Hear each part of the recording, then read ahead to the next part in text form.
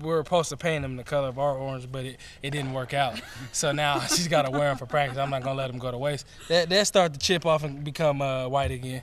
Yeah. Did all the players paint them? Or? No, Big Cat, one of the guys in the EQ room, painted them.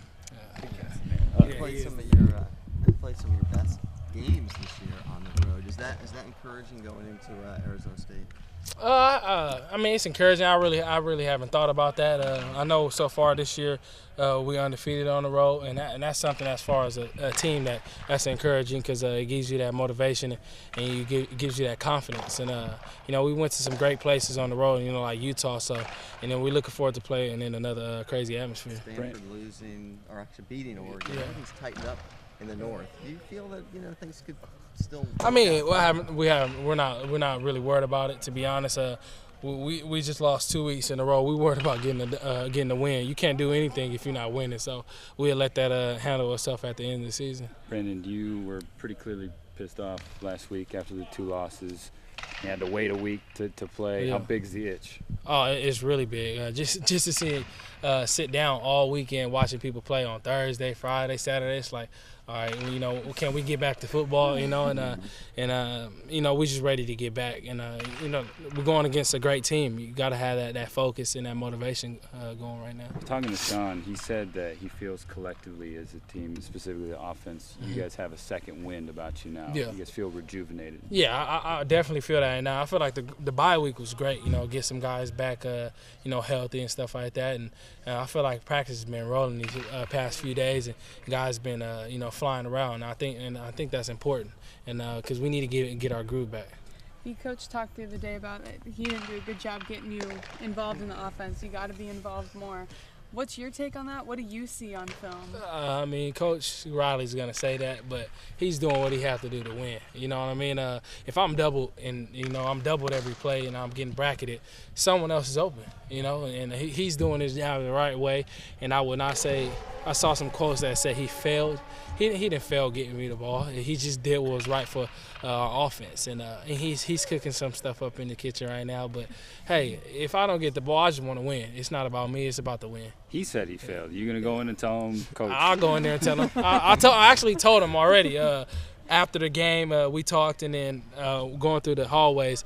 And he said, he'd say something like that and say, Coach, you're the head man. You know football. You didn't fail. So I will never let him think that he failed. And I'm being honest. I really feel that way. So when you watched film the past couple of weeks, what do you see that you can do better so maybe you can get the ball more?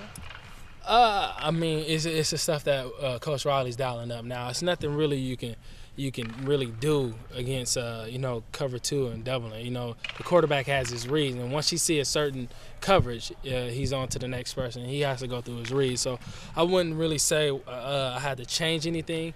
We just got to add things, and that's what he's doing. Have you and Sean talked about that too? Yeah, we definitely have, and just being on the same page about certain routes. And cover 2 or, bracket and stuff like that. Brandin, Arizona State's defense, a lot of people know about Will Sutton. What about the rest of the unit? What makes them so good? They have a great secondary. You got guys in the back end like Alan Darby, who's a vet, who's been back there for a while. And they're a well-coached defense. They got a great front seven. And then you got the guys that's playing corner that's pretty good, that's been there for a while. So, when you add experience to, being an athlete, that gets you a far way. With Sean, a lot of people after the last 2 games, he's seen a ton of pressure. Maybe his internal clock is speeding up on him, and he's making more mistakes than he did. Do you feel like the past week and change in practice that you see things slowing back down for him? Definitely. He's getting his confidence back. And to be honest, that's what we're prepared now because we're going to see pressure, and that's the way it is. You got a great defensive tackle on the other side of the ball. Why, they're going to add some pressure, but that puts on the receivers to get open quicker, and have that internal clock that our quarterback's under duress. We need to get open faster than normal. Not only the pressure up the middle, Brandin, but it seems like they got to bring pressure off the edge too. So Sean, I spoke with him. He said, that kind of opens up, hot reads and stuff like that. Whether you're in the slot or someone else's, right? That opened up a lot of hot reads, like he said. Being able to, if you get pressure off the edge and be able to throw that ball out quick to us, our plan is to make someone miss it and take it the distance. And we might catch a lot of underneath balls, and that's what they want to give up. But we got to put our athletic abilities and make people missing, get 10 to 15. Brandin, did you watch the Stanford-Oregon game at all? I did. What did you think? They play hard mouth football, shove it down the throat and ran the ball, and that's what they did. And that kind of got me motivated because we were so close to Stanford, and that just gets you thinking. So and that's what it's all about. That's what our team was thinking. Like, oh man, we barely lost to Stanford by 7 yards. You know what I mean?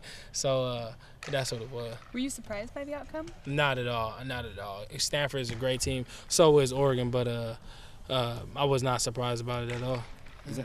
Go ahead. Did you hear people chattering about Oregon's so good, and were you at all thinking like that Stanford defense is pretty legit? They are, and I after our game, I knew that was legit, and after seeing that game, I knew they were legit. And I give credit when credit due. I would never talk down on someone, but they really earned that tag of being a great defense.